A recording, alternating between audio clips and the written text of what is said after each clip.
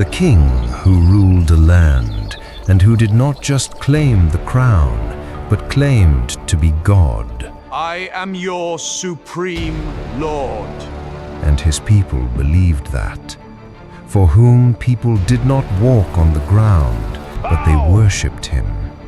And then such a night came when that king's sleep was snatched away by a dream.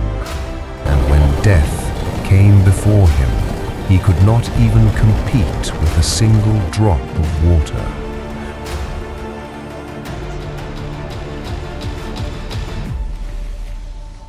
Allah stopped his body from even being buried in the earth and made him a sign of warning until the day of judgment.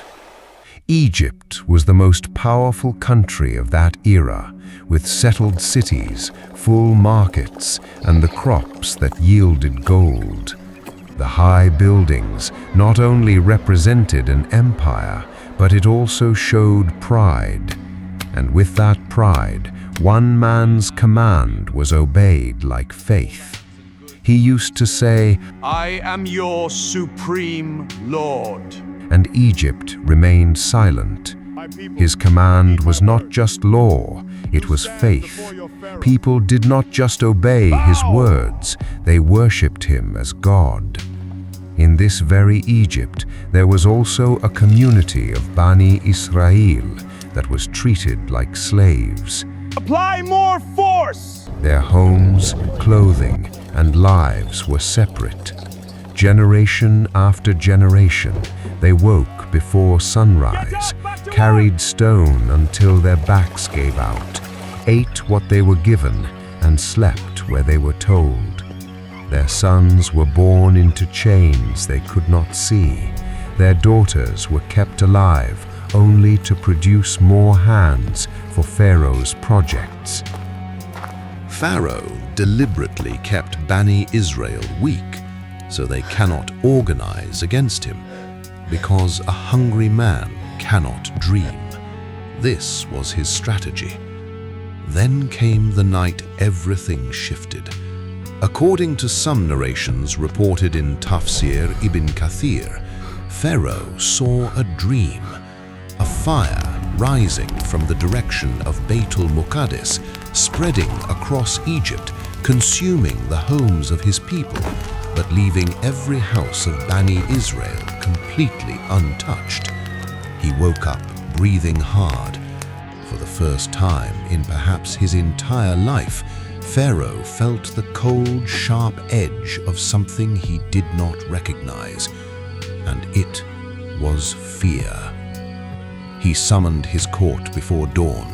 All his soothsayers and astrologers stood before him. They carefully listened to his dream, and then one of them spoke the sentence that would set the next decades into motion. A boy will be born among Bani Israel, and he will be the end of your reign. Pharaoh's pride began to turn into terror. When fear enters the heart, wisdom departs, and when wisdom departs, tyranny is born. So Pharaoh said, If the threat is a child, then let's end the problem before it is born. Kill every child. The order went out. Every newborn boy of Bani Israel was ordered to be killed. No exceptions, no mercy. Thousands of boys never saw their first year. And somewhere in the middle of all that darkness, in a home gripped with terror, a woman held her child. And the child she held was named Musa. She could not stop looking at him. But then the command came from Allah. Nurse him, and when fear takes hold of you, place him in the river. Do not grieve, do not be afraid. We will bring him back to you. This is one of the most extraordinary promises in the entire Quran. According to Tafsir, she made the chest, she wrapped her son inside it, walked to the river and let go. The river carried the small chest, and Hazrat Musa alayhi salam's sister followed the chest on her mother's instructions. The water then brought it to rest at the most dangerous place it could possibly go, the banks of Pharaoh's palace. Pharaoh's wife, Hazrat Asya radiyallahu anha, was there. Resources tell us that she ordered her guards to pull the chest from the water. She felt something in her heart that happened that she could not explain. She loved him. Immediately, she said to Pharaoh, "Do not kill him. He could be a joy to us. Let us raise him as our son." Pharaoh looked at the child and spoke out with pride. What harm can this child cause? Musa alayhi salam did not accept the milk of any other woman. The palace became worried, and then that sister stepped forward and said, "I can tell you of a woman who can nurse this child well." and thus the mother who had cast her child into the river, Allah returned him to her with the honor of the palace. And from here, the time of Pharaoh's decline began. Years passed. Musa alayhi salam grew into a young man. The palace raised him, the finest tutors, the finest food, the finest rooms. But whenever Musa alayhi salam saw injustice, he felt burden and pain on his chest. Allah says in the Quran, when he reached his full strength and maturity, he granted him wisdom and knowledge.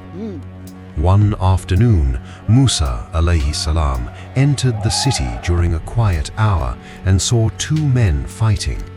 The man from Bani Israel called out for help, and something in Musa alayhi salam moved before his mind could catch up. He stepped in.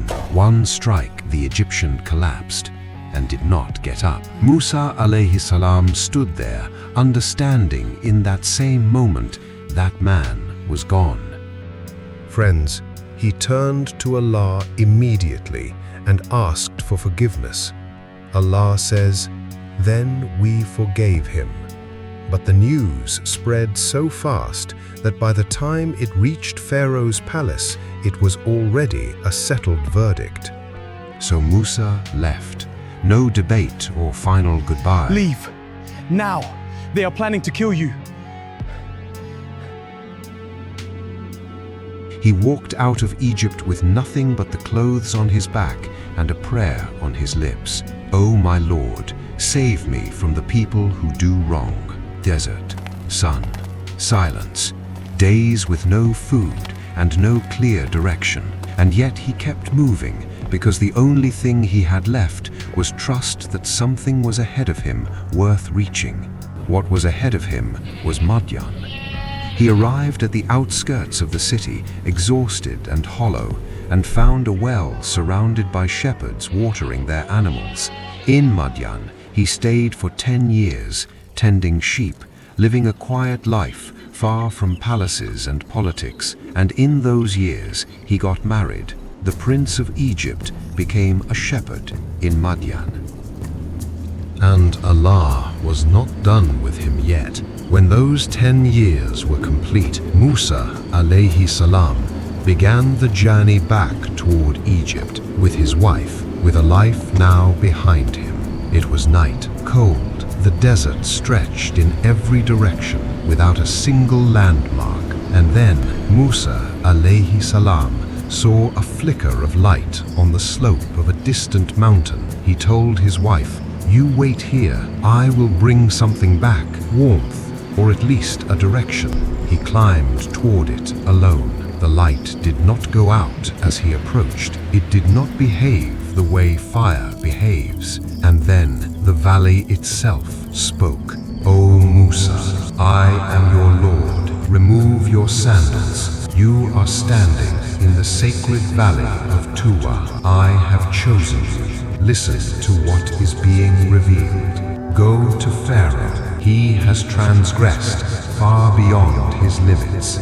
Allah showed him signs that human hands could never replicate. At that moment, Musa alayhi salam made one request. His brother, Harun alayhi salam beside him. Allah said, "Your prayer is accepted." The two brothers walked back into Egypt and then into the palace. Pharaoh sat exactly as he always had, elevated, unmoved, wearing his power like a second skin. When Musa told Pharaoh to bow before Allah, he said slowly, Who is this Lord you speak of? Musa replied, The one who created everything and then guided it. Pharaoh's expression did not change, and he said, Prove it. What followed was the confrontation that Egypt had never seen. The greatest magicians in the empire were assembled, and before thousands of watching eyes, they turned ropes and staff, moved like serpents. The crowd gasped. The spectacle was overwhelming. Then Musa alayhi salam just lifted the staff and placed it on the ground, and it became a real python. That python swallowed the fake snakes of the magicians. The magicians said, "This is not magic, this is the power of Allah." They all fell down in prostration, but Pharaoh's arrogance hardened and deepened. He screamed, This is all a lie! This is all magic! I am your Lord! The Quran says he remained surrounded by tyranny and then awaited the punishment of Allah. And then Allah sent punishment. The flood came first, destroying the crops on which Egypt's entire economy depended. When the storm left and people thought they'd got a little relief, another punishment came. Locusts were everywhere, stripping everything green that had survived. Then another punishment was sent. Lice came, infesting the people and their animals. Then frogs appeared in overwhelming numbers from every direction. Lastly, the river itself turned to the color of blood. All the fish died, and the water became undrinkable. 5 signs, 5 divine interruptions, each one targeted, each one impossible to explain away. And after every single one, Pharaoh said the same thing. This is just the magic of Musa. I am your Lord. The final command to Musa alayhi salam came quietly in the dark. Take your people, leave this night, move before anyone notices. And so they did. Thousands of men, women, children, elderly, slipping out from their homes in silence, leaving behind the only land their families had known for generations, walking into an uncertain night with nothing but the instruction to keep moving. By the time dawn broke and Pharaoh discovered they were gone, he became mad. His pride was challenged. He organized his army, his horses. The nation of Bani Israel, along with Musa alayhi salam, reached the shore of the sea. The sea appeared quite deep in front of them. The people of Bani Israel said, The sea is before us, the desert behind, we are trapped. There is no escape, we are lost. But Musa alayhi salam said, Don't be afraid. My Lord is with me. He will show us the way. Then the command came, strike the sea with your staff. 2 enormous walls of water rose on either side, and between them, solid ground, a path stretching across to the other side. This is the miracle of Allah. When Pharaoh arrived at the shore, he entered between the walls of water with his army.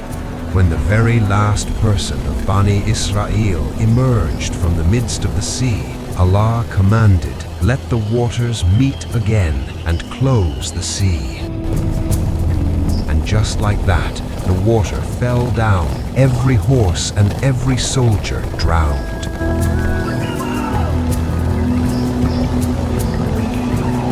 In that final moment, Pharaoh's eyes opened and he said, I believe in that Lord of Musa.